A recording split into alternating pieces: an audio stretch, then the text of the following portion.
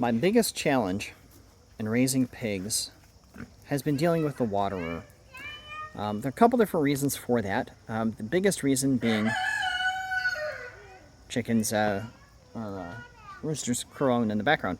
The biggest reason is that water makes mud. Mud cools off pigs.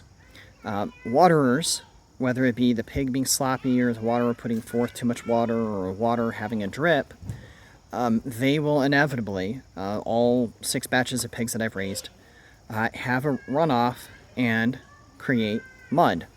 The pigs always love to lie in the mud in order to cool off, and you will consistently deal with the pigs digging underneath the waterer and potentially tipping the waterer over.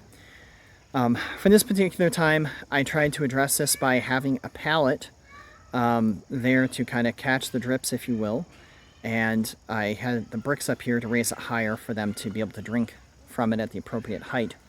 Well, they have excavated all of the dirt that I had at that level of the pallet and gone down much farther, over a foot down, because they love burrowing there. Really, the only reason why that's not any deeper is because there are tree roots there.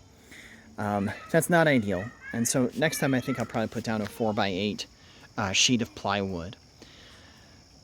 So that's easily been the biggest frustration, is dealing with waterers. As far as sealing them, you have to be really careful that you're not only relying on the threads of the metal, but in this case, 55-gallon drum. It's not super thick, and pigs can be really rough, especially if you want to scratch against it. So there's a style of pig waterer which has bulkheads on each side to help attach it, and then I've also sealed that on the inside with aquarium-grade silicone, which I found at Lowe's. That's been really helpful in the past. I've still dealt with some drips. I found that I was applying the silicone and then trying to test it before the silicone was fully cured, which takes a couple days. And so I was inevitably, whatever the appropriate word is, I was accidentally moving the seal aside and causing myself drips, which took multiple attempts to get right. So now these waterers don't drip, but even now you can still see we've got standing water there just from the pigs drinking. So that's always been the biggest frustration. Putting down a 4x8 sheet of plywood, I think, is going to be the next best thing. You know, you can fully expect that the plywood will get destroyed, but that's okay. It means that you're not going to have to worry about it tipping over.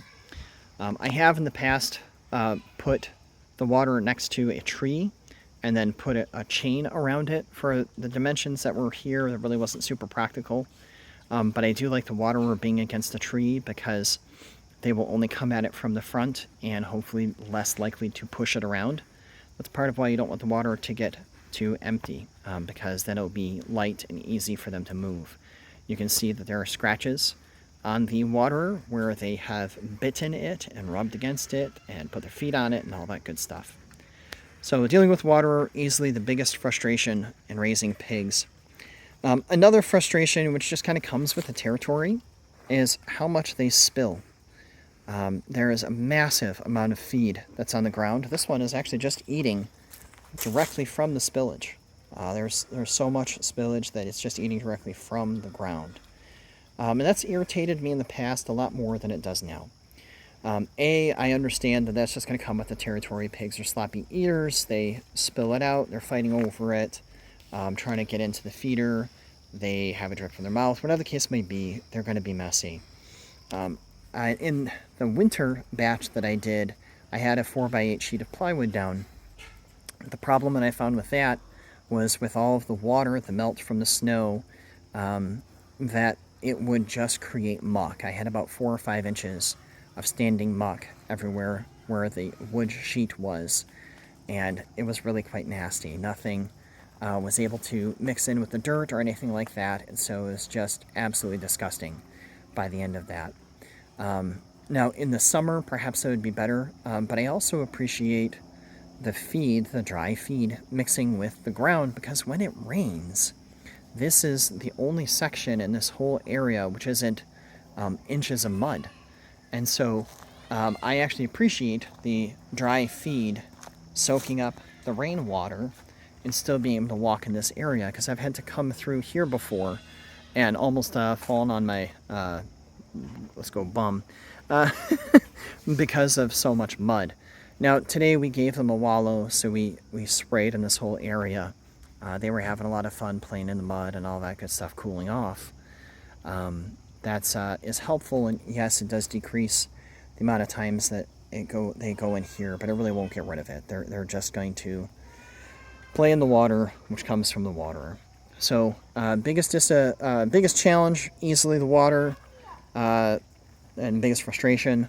A lot less of a frustration now than it has been in the past is the spillage. Other than that, pigs are pretty darn awesome. They're tasty. Yay for pigs and yay for bacon.